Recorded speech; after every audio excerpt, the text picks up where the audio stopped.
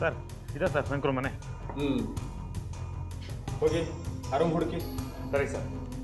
Hello hello, ಯಾರು sir ನೀವು? ಏನು ಬೇಕಾಗಿತ್ತು? ಯೂನಿಫಾರ್ಮ್ ನೋಡಿದ್ರೆ ಗೊತ್ತಾಗಲ್ವಾ? ಪೊಲೀಸ್ ಅಂತ ಬಿಡಿಸ್ಬೇರೆ ಹೇಳಬೇಕಾ? ನೀನು ಯಾರು? ನನ್ನ ಹೆಸರು ರಾಘವ್ ಅಂತ. ನೀನು ಯಾರಮ್ಮ? ನಾನು ಲಕ್ಷ್ಮಿ, ಮೀರಾ ಫ್ರೆಂಡ್. ರೇ, ಆ ರೂಮ್ ಹುಡುಕ್ರಿ. ಸರ್ ಏನು ಬೇಕಾಗಿತ್ತು? ಏನು ಹುಡುಕ್ತಿದ್ದೀರಾ? ನಮಗೆ ಏನು ಬೇಕು ಅನ್ನೋದು ನಿಮಗೆ ಗೊತ್ತಾಗುತ್ತೆ. ಸ್ವಲ್ಪ ಸುಮ್ಮನೆ ನಿಂತ್ಕೊಳ್ಳಿ.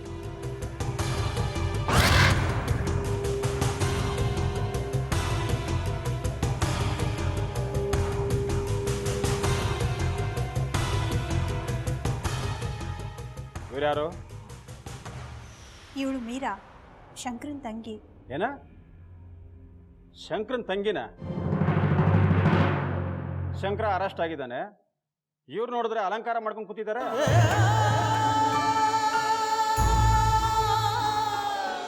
ಅದು ಇವತ್ತು ಇವಳು ಮದುವೆ ಇತ್ತು. ಮದುವೆ ನಡೆಯೋ ಸಮಯದಲ್ಲಿ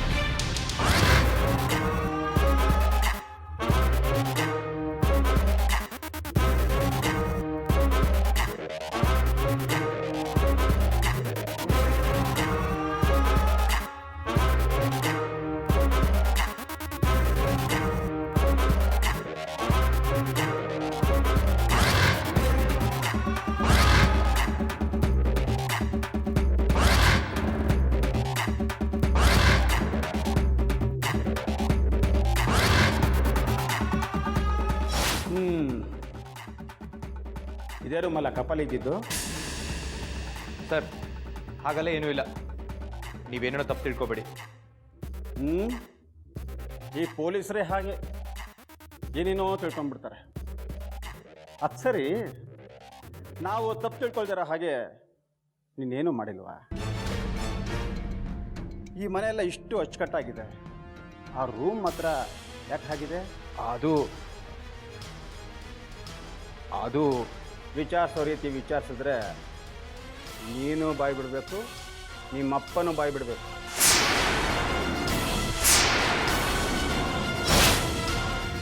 ನಡೀರಿ ಸ್ಟೇಷನ್ಗೆ.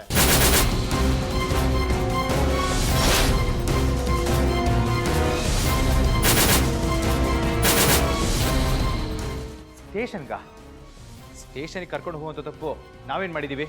ಏನು ತಪ್ಪು ಮಾಡಿದ್ದೀರಿ ಅನ್ನೋದು ವಿಚಾರಣೆ ನಡೆದ್ಮೇಲೆ ಗೊತ್ತಾಗುತ್ತೆ. ಈಗ ನೀವು 3 ಜನ ಸ್ಟೇಷನ್ಗೆ ಬರಬೇಕು.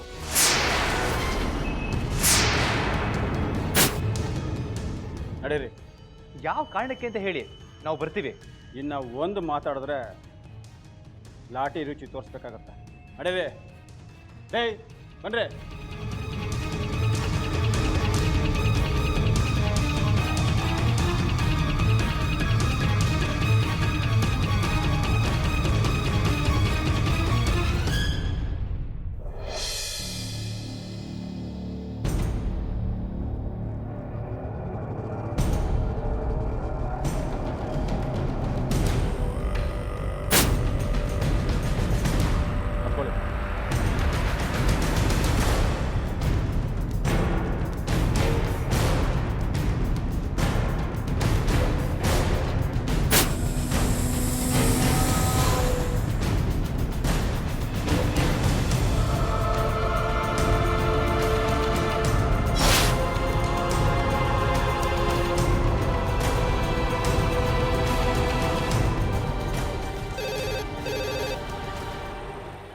ಹಲೋ ಸರ್, ನಾವು ಮನೆಯೆಲ್ಲ ಸರ್ಚ್ ಮಾಡಿದ್ವಿ ಸರ್.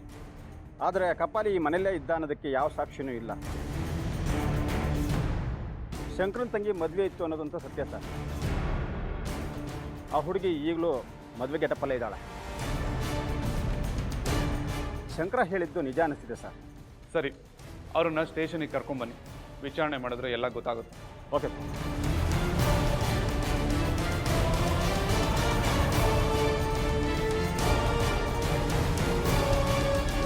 ಇದೆಲ್ಲ ನೋಡ್ತಿದ್ರೆ ರಾಘವನ್ ಕೊಲೆ ಮಾಡೋದಕ್ಕೆ ಪ್ಲ್ಯಾನ್ ಮಾಡಿದ್ದೆಲ್ಲ ಗೊತ್ತಾಗಿರೋ ಆಗಿದೆ. ಹಾಗೇನಾದರೂ ಗೊತ್ತಾಗ್ಬಿಟ್ರೆ ರಾಘವ ಸಾಯೋದ್ರಿಂದ ತಪ್ಪಿಸ್ಕೊಂಡು ಬಿಡ್ತಾನಲ್ಲ.